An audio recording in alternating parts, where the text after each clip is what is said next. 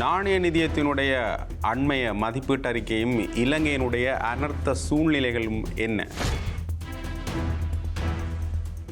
பிரதமர் ஹருணி அமரசூரிய சம்பந்தமான நம்பிக்கையில்லா பிரேரணை இந்த அரசாங்கத்தின் மீது எந்த அடிப்படையிலான தீர்மானத்தை நிறைவேற்றப் போகின்றது?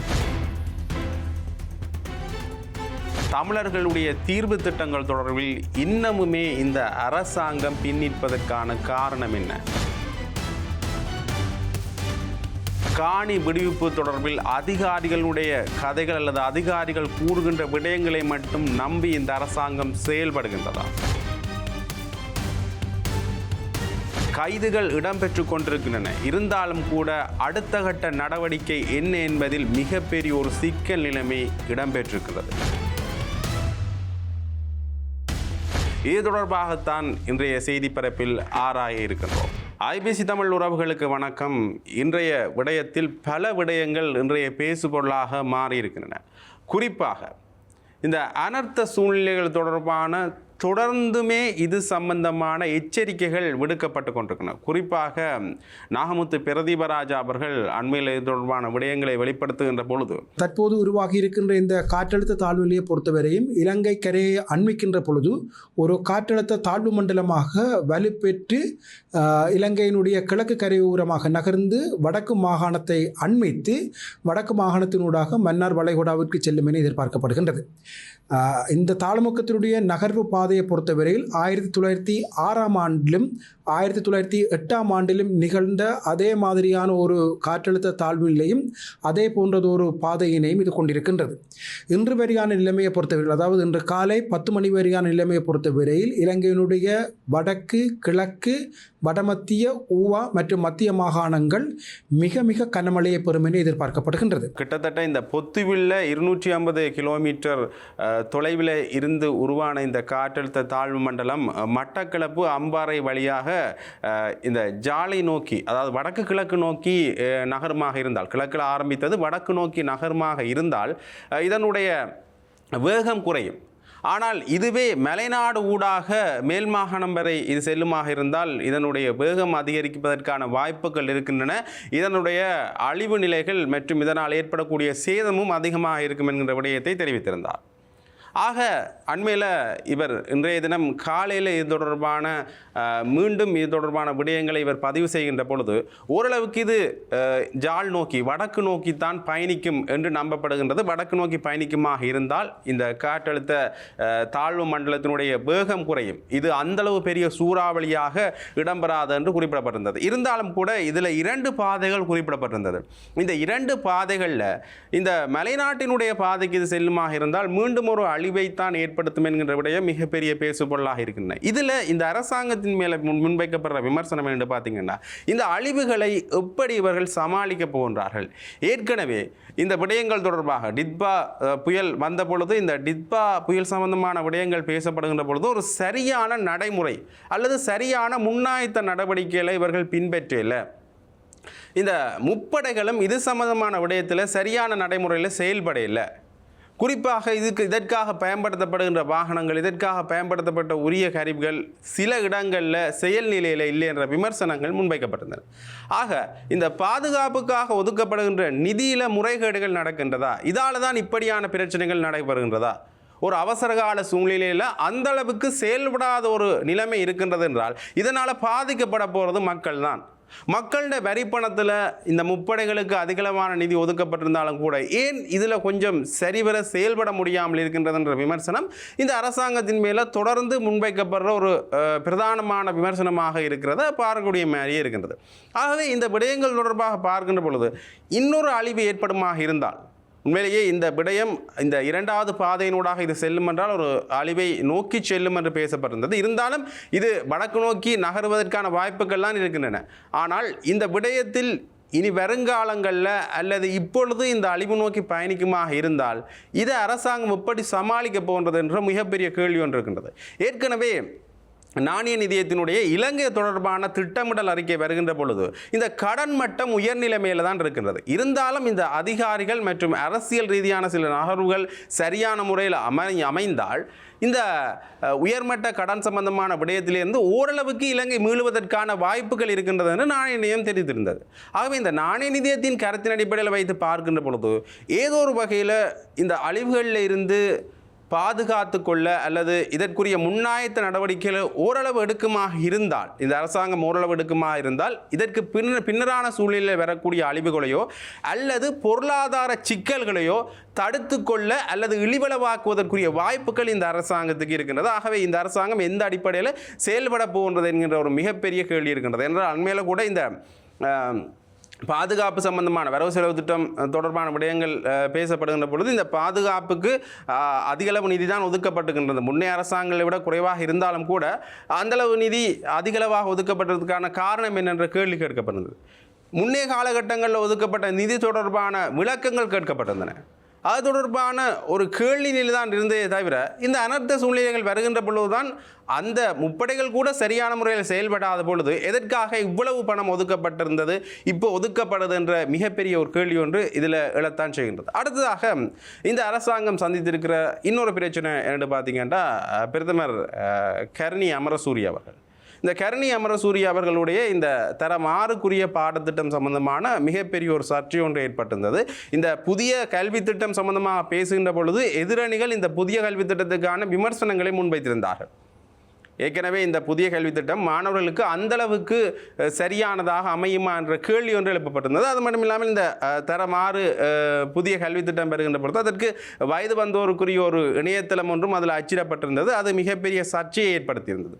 ஆக இது சம்பந்தமாக எதிரணியில் இருக்கிறவர்கள் நம்பிக்கையில்லா பிரேரணை ஒன்றை கொண்டு வர வேண்டும் என்று இந்த நம்பிக்கையில்லா பிரேரணை இன்றைய தினம் பாராளுமன்றத்தில் உட்படுத்தப்பட இருக்கின்ற சூழ்நிலையில் 50 பாராளுமன்ற உறுப்பினர்கள் இதற்கான கையொப்பம் நியமிட்டிருக்கின்றார்கள். ஏதோ ஒரு வகையில் இந்த நம்பிக்கையில்லா பிரேரணை வெற்றி பெறாது. ஏனென்றால் பெரும்பான்மை பலத்துடன் இருக்கிறது தேசிய மக்கள் சக்தி. ஆகவே இந்த விடயம் வெற்றி பெறாது என்பது ஒரு பக்கம் இருந்தாலும் கூட தொடர்ந்துமே இந்த பிரதமர் மீதான விமர்சனங்கள் நாட்டில் ஒரு ஸ்திரத்தன்மையை குலைக்குமோ என்கின்ற இன்னொரு கேள்வி ஒன்று எழுந்திருக்கின்றது. மிக பிரதானமாக இந்த கல்வி திட்டம் சம்பந்தமான விடயங்கள் முன்வைக்கப்பட்டிருந்தாலும் கூட முன்னைய காலகட்டங்களில் இந்த பிரதமர் அந்தளவுக்கான ஒரு செயல்திறனோட செயல்படையில் என்கின்ற விமர்சனங்கள் இன்றளவிலும் முன்வைக்கப்பட்டு கொண்டு தான் இருக்கின்றன. ஆகவே இந்த விமர்சனத்துக்கு அண்மையில் லால்காந்த் அவர்கள் கூறுகின்ற பொழுது, அமைச்சர் லால்காந்த் கூறுகின்ற பொழுது இது ஒரு தேவையற்ற விமர்சனம் என்று சொல்லியிருந்தார். பாராளுமன்ற உறுப்பினர் ராஜீவன் அவர்கள் கூறுகின்ற பொழுது இந்த விடயத்தை பொறுப்புடன் ஒப்புக்கொண்டோம், இதே மிக பிரதானமான விடயம் தானே, இதற்கே இந்த அரசாங்கம் சரியான பாதையில் தான் செல்கின்றது என்பதற்கு இந்த சில தவறுகளை நாங்கள் பொறுப்புடன் ஒப்புக்கொண்டதே ஒரு மிகப்பெரிய வெற்றி அல்லது இந்த அரசாங்கத்தினுடைய பெருமிதத்தை காட்டுகின்றது என்கின்ற பொருள்பட பேசியிருந்தார். ஆகவே தவறுகள் செய்வதும் அதை ஒப்புக்கொள்வதும் தொடர்ந்தும் நடைபெற்று கொண்டிருந்தால் எந்த அளவுக்கு ஒரு நம்பிக்கை இந்த அரசாங்கத்தின் மேல் வரும் என்ற ஒரு கேள்வி ஒன்று இருக்கிறது. இதே விடயம்தான் முன்னைய நாட்களில் முன்னைய சபாநாயகர் அவர்கள் மேலேயும் எழுந்திருந்தது. அவருடைய கல்வி தகமை சம்பந்தமான விடயங்கள் பேசப்படுகின்ற பொழுது அவர் அந்த பதவியிலிருந்து விலகி இருந்தார். அவை தொடர்ந்துமே இந்த அரசாங்கத்தின் மேலான அந்த விமர்சனங்கள், குற்றச்சாட்டுகள் தொடர்ந்து முன்வைக்கப்பட்டு கொண்டிருக்கின்ற பொழுது எந்த அளவுக்கு இந்த அரசாங்கத்துடைய ஸ்திரத்தன்மை அல்லது இது சம்பந்தமான விடயங்களில் மக்கள் நம்பிக்கையை ஏற்படுத்தும் என்றது ஒரு கேள்வியாக இருக்கின்றது. அண்மையில் இந்த அனர்த்த சூழ்நிலைகளிலும் போதும் கூட இந்த விடயம் வெளிப்பட்டிருந்தது. அதற்கு பிறகான சூழ்நிலையில் இந்த நிவாரணம் வழங்குறதுல கூட சரியான முறையில் இந்த நிவாரணங்கள் மக்களை சென்றடையலை என்ற விமர்சனம் முன்வைக்கப்பட்டது. அது மட்டும் இல்லாமல் மலைநாட்டு பகுதிகளில் இது சம்பந்தமான விடயங்களை மக்கள்கிட்ட கேட்கின்ற பொழுது மக்கள் என்ன விடயங்களை கூறுகின்றார்கள் பார்த்தீங்கன்னா, இங்கேயும் இனவாதம் பார்க்கப்பட்டிருந்தது. இந்த அனர்த்த நிலைமைகளின் போது நிவாரணம் வழங்குகின்ற பொழுது கூட இங்கே இனவாதம் என்கின்ற ஒரு விடயம் திருப்பியும் அந்த சிங்கள மக்கள் அதிகமாக வாழ்கின்ற பகுதிகளுக்கு போய் சேருகின்ற நிவாரணம் தமிழ் மக்கள் அதிகமாக இருக்கின்ற இடங்களில் வர இல்லை. இதற்கான காரணம் என்னென்ற விமர்சனம், கேள்வி மக்கள் மத்தியில் இருந்திருந்தது.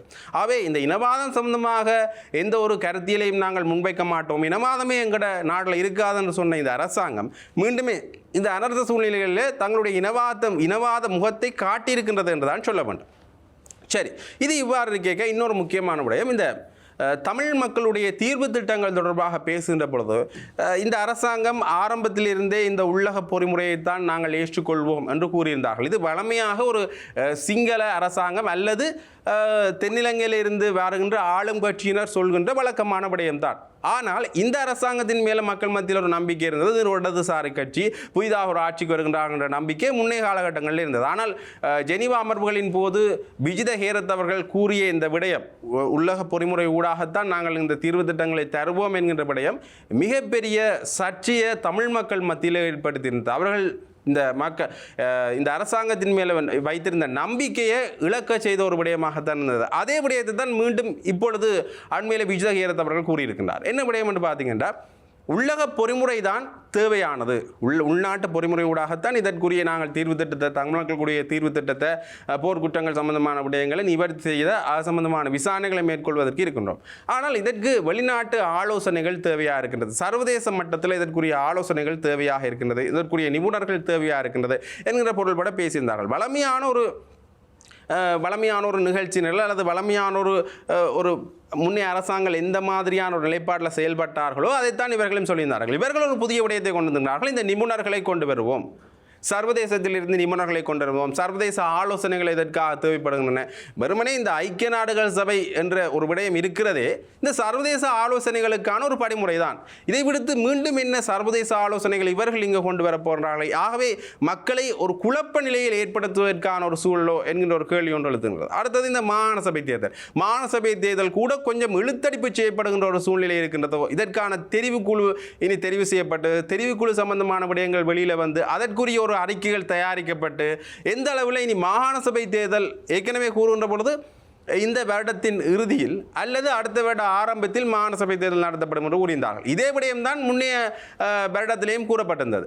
இந்த வருடம் 2025ஆம் ஆண்டு ஆரம்பிக்கப்படுவதற்கு முன்னர் இந்த வருட ஆரம்பத்தில் அல்லது 2025ஆம் ஆண்டு ஆரம்பத்தில் அல்லது 2026ஆம் ஆண்டு தொடக்கத்தில் இந்த விஷயம் தொடர்பாக பேசலாம் என்று குறிப்பிட்டிருந்தார்கள். இதைத்தான் மீண்டும் இப்போ சொல்லுங்க, 2026 இறுதியில் அல்லது 2027ஆம் ஆண்டு ஆரம்பத்தில் இந்த மாகாண சபை தேர்தல் தொடர்பாக பார்க்கலாம் என்கின்ற விடயம் பேசப்படுகிறது. ஆகவே இந்த தமிழர்களுக்குரிய ஒரு தீர்வு திட்டமாக அல்லது தமிழர்களுக்குரிய ஒரு ஆரம்ப புள்ளியாக கொள்ளப்படுகின்ற இந்த மாகாண சபை தேர்தல் அல்லது 13வது சீர்திருத்தம் சம்பந்தமாக பேசுகின்ற பொழுதும் கூட இவர்கள் ஒரு இழுத்தடிப்பை செய்கின்றார்களோ என்கின்ற கேள்வி மீண்டும் எழத்தான் செய்கின்றது. அடுத்தது காணி விடுவிப்பு சம்பந்தமான விடயங்களை பார்க்கின்ற பொழுது அண்மையில் ஜனாதிபதியோட ஒரு இது சம்பந்தமான ஒரு கலந்துரையாடல் ஒன்று இடம்பெற்றிருந்தது. இதில் கேப்பாப்பிளவு காணிகள் சம்பந்தமாக பேசுகின்ற பொழுது அந்த விடயங்களில் ஜனாதிபதி அவர்கள் அல்லது இந்த அரசாங்கத்திலிருந்து வந்த பதில் என்று பார்த்தீங்கன்னா, கிட்டத்தட்ட 44 பேருடைய காணிகள் தான் இருக்கின்றன, அதிலேயும் சிலருடைய காணிகள் விடுவிக்கப்பட்டிருக்கின்றன என்ற விடயம் பேசப்பட்டது. பாராளுமன்ற உறுப்பினர் ரவிகரன் அவர்கள் சொல்கின்ற பொழுது 50க்கும் மேற்பட்டவர்களுடைய காணிகள் இன்னுமே விடுவிக்கப்படாத சூழ்நிலையிலே இருக்குது. கிட்டத்தட்ட இந்த காணிகளுடைய விடயமே 150 ஏக்கருக்கு மேற்பட்டதாக இருக்கின்றது. ஆகவே இது இராணுவத்தினுடைய பிடியில் இன்றளவிலும் கூட இருக்கின்றது.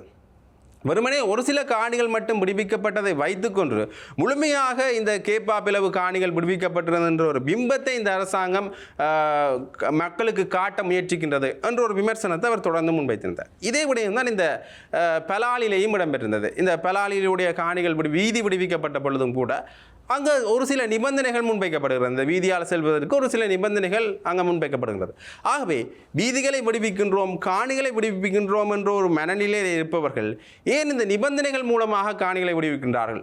ஏற்கனவே இந்த காணி விடுவிப்பில் தொல்லியல் திணைக்களம் மற்றும் வனவள திணைக்களம் அதில் இருக்கிற அதிகாரிகளுக்கும் மக்களுக்கும் இடையில் இருக்கிற முரண்பாடு இந்த எல்லையிடல் சம்பந்தமான விடயங்களும் விடுவிக்கப்பட்ட காணிகள் சம்பந்தமாக அவர்கள் காட்டுகின்ற எண்ணிக்கையும் தான். ஆக மக்கள் இந்த அதிகாரிகள் இருவரிடமும் கேட்டு தெரிந்து கொள்ள வேண்டிய விடயங்களை வெறுமனே அதிகாரிகளுடைய இந்த எண்ணிக்கையை மட்டும் வைத்து கொண்டு தான் இந்த அரசாங்கம் முடிவு செய்கிறதா? ஆகவே மக்களுடைய காணிகள் விடுவிப்பதிலேயும் மீண்டும் சிக்கல் நிலைமை ஏற்படுமா என்ற ஒரு மிகப்பெரிய ஒரு கேள்வி ஒன்று எழுகின்றது. அதே மாதிரி இந்த தையிட்டி காணி விவகாரமாக இருக்கலாம். இந்த தையிட்டி காணி விவகாரத்திலேயும் அந்த அளவுக்கு காத்திரமான ஒரு விடயத்தை இந்த அரசாங்கம் மேற்கொள்ளல. இது சட்டவிரோதமான விகாரை என்பதை ஒத்துக்கொள்கின்ற அரசாங்கம் ஏன் இந்த விகாரையை முற்றாக அகற்றுதல் அல்லது இந்த விகாரைக்குரிய இடம் ஏற்கனவே இருக்கின்ற இடத்துல மீண்டும் ஒரு விகாரையை கட்டி இதை மக்களுக்குரிய காணியாக மாற்றுதல் என்ற விஷயத்தில் கவனம் கொள்ள இல்லை. அந்த குறிப்பிட்ட விகாரைக்குரிய பகுதிகள் மட்டும் விகாரைக்கு இருந்து ஏனைய பகுதிகள் மக்களுக்கு விடுவிக்கப்படும் என்று கூறியிருந்தார். ஆகவே இந்த விகாரைக்குரிய பகுதிகள் என்று சொல்கின்ற பொழுது அந்த விகாரை குடிகொண்டிருக்கின்ற இடம், அது மட்டும் இல்லாமல் மடாலயம், கிணறு, ஏற்கனவே இது சம்பந்தமான சில பகுதிகள் தங்களுக்கு தேவை என்று விகாராதிபதிகள் கூறியிருந்தார்கள். ஆகவே அத்தனை பகுதிகள் என்கின்ற பொழுது விகாரை என்கின்ற விடயத்தை தவிர்த்து மக்களுடைய ஏனைய பல காணிகளும் ஆக்கிரமிக்கப்படுவதற்கான சூழ்நிலைகள் இருக்கின்றன. ஆகவே சட்டவிரோதமாக கட்டம் என்று ஒத்துக்கொள்கின்றவர்கள் ஏன் அதை விடுவிப்பது சம்பந்தமான ஒரு மிகப்பெரிய தயக்கத்தை காட்டுகின்றார்கள் என்ற ஒரு கேள்வி ஒன்று எழுகின்றது. அது மட்டும் இல்லாமல் இந்த சர்வதேச நாடுகளை சமாளிப்பதில் ஏற்படுகின்ற சிக்கல், அண்மையில் கூட இந்த வெனிசுலா ஜனாதிபதியினுடைய கைது சம்பந்தமாக பேசுகின்ற பொழுது அந்தளவுக்கு ஒரு காத்திரமான எதிர்ப்பலைகளை இவர்கள் காட்டவில்லை, அல்லது காத்திரமான தங்களுடைய நிலைப்பாடுகளை காட்டவில்லை. ஜேவிபி இதற்கான பதிலை சொல்கிறது. தேசிய மக்கள் சக்தி இதற்கான பதிலை கேட்கின்ற பொழுது தேசிய மக்கள் சக்திக்கு கொஞ்சம் தயக்கம் அல்லது ஏதோ ஒரு வகையில் காத்திரமான நிலையான பதிலை சொல்லாத ஒரு சூழ்நிலை இருக்கிறது. ஆகவே அமெரிக்காவை சமாளிப்பதில் ஏற்படுகின்ற சிக்கல், இந்தியாவினுடனான உறவு மற்றும் சீனாவினுடனான உறவுகளை பேணுகின்ற இது பொழுது முன்னே காலகட்டங்களில் ஏற்படுத்தப்பட்ட அதே சிக்கல்கள் மீண்டும் அவர்களுக்கு இருக்கின்றது. ஆகவே ரணில் விக்ரமசிங்கே அவர்களுடைய ஆட்சியில் என்ன விடயங்கள் இந்த நாணய நிதியத்தினுடையோ அல்லது வெளிநாட்டு கடனுதவி அல்லது வெளிநாட்டு சர்வதேச நடைமுறைகளை பின்பற்றுவதில் இருந்த சிக்கல்கள் இருந்ததோ, அதே கோட்டபாய ராஜபக்ச ஆட்சி காலத்தில் என்ன சிக்கல்கள் இருந்ததோ அதே சிக்கல்கள் தான் மீண்டும் தொடர்கின்றன. ஆனால் இதை வெளிக்காட்டி கொள்ளாமல் இந்த அரசாங்கம் செயல்படுகின்றதோ என்ற கேள்வி மக்கள் மத்தியில் எழுந்திருக்கின்றது. ஆகவே ஏதோ ஒரு வகையில் முன்னைய அரசாங்கத்தினுடைய நிலைப்பாடுகளை தான் இந்த அரசாங்கம் பின்பற்றுதோ என்ற கேள்வி எழுந்திருக்கின்றது. உண்மையிலேயே இது தொடர்பாக இந்த அரசாங்கம் என்ன பதில் சொல்ல போகின்றது என்பதுதான் மக்களுடைய எண்ணமாக இருக்கின்றது.